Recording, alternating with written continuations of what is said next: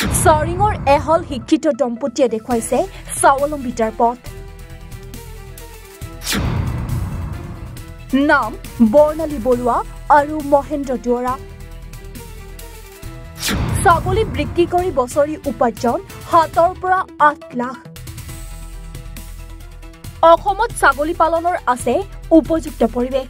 শিৱসাগৰৰ চাৰিঙৰ বৰ্ণালী বৰুৱা আৰু মহেন্দ্ৰ দুৱৰাই ছাগলী পালনেৰে দেখুৱাইছে স্বাৱলম্বিতাৰ পথ। অসমত দৈনিক নিবনুৱা সমস্যা বৃদ্ধিৰ সময়তে গ্ৰামাঞ্চলত মহিলা শক্তিক পথ প্ৰদৰ্শকৰ ৰূপত অৰ্থনৈতিকভাৱে স্বাৱলম্বিতাৰ নিদৰ্শন দাঙি ধৰিবলৈ সক্ষম হৈছে শিৱসাগৰৰ চাৰিঙৰ বৰ্ণালী বৰুৱা আৰু মহেন্দ্ৰ দুৱৰাই।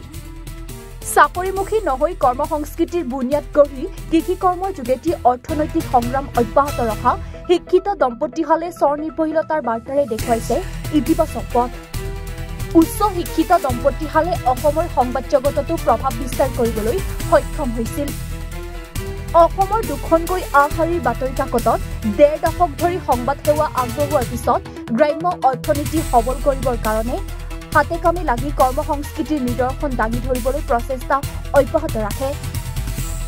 বৰ্তমান 120ৰ পৰা 150 উন্নত জাতৰ ছাগলীৰ লগতে থলুৱা ছাগলী পালন কৰি অৰ্থনৈতিকভাৱে স্বাৱলম্বী হৈ উঠিছে। বছৰি 7 পৰা 8 লাখ ছাগলী বিক্ৰী কৰি আত্মনিৰ্ভৰশীল হৈছে বৰ্ণালী বৰুৱা আৰু মহেন্দ্ৰ দুৱৰা।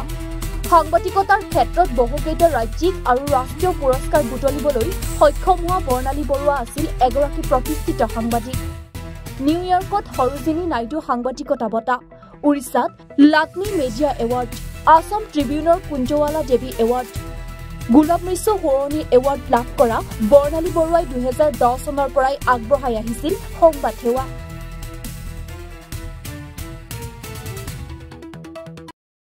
ছাগলী পালনৰ লগত আমি 2016 চনৰ পৰা জড়িত হৈ আছো আৰু আমাৰ ফাৰ্মত বিশেষকৈ চিৰহি, বিটেল, আছাম হিলগট আৰু বিভিন্ন প্ৰজাতিৰ ছাগলী আছে।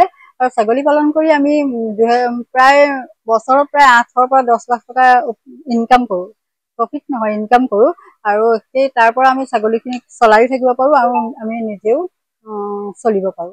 অহা প্ৰজন্মক এটা কথাই ক'ব খোজো যে মই যিহেতু ছাগলী পালন ক্ষেত্ৰখনৰ লগত জড়িত, সেয়ে মই অহা প্ৰজন্মক বিভিন্ন ব্যৱসায় কৰাৰ লগতে ছাগলী পালন ক্ষেত্ৰখনত কিছু আগবাঢ়ি আহিবৰ কাৰণে মানে আহ্বান জনাও।